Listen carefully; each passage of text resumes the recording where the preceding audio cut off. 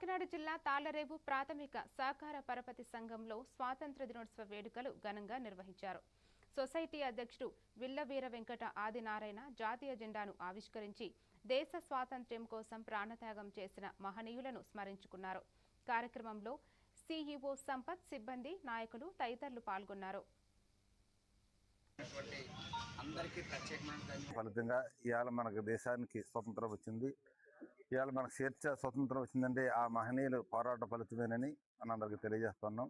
కనుక ప్రజలందరూ కూడా ఈ యొక్క దేశ స్వతంత్ర దినోత్సవాన్ని ఒక పండుగ వాతావరణం స్వతంత్ర దినోత్సవం సందర్భంగా తాళ్లరేవు పరపతి సంఘం సొసైటీలో రైతులు, నాయకులు వారి మధ్యన స్వతంత్ర దినోత్సవం జరుపుకోవడం చాలా ఆనందంగా ఉంది. రైతుల పిలుపు మేరకు అందరూ వచ్చారు.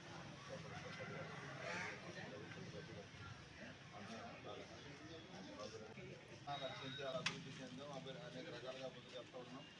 మన దేశాన్ని మనం పరిపాలించుకుంటూ ఉన్నాం. ఇప్పటికీ దేశ సరిహద్దుల్లో ఎంతోమంది సైనికులు ప్రాణాలు అడ్డుపెట్టి మనకి రక్షణగా ఉంటున్నారు. వారికి కూడా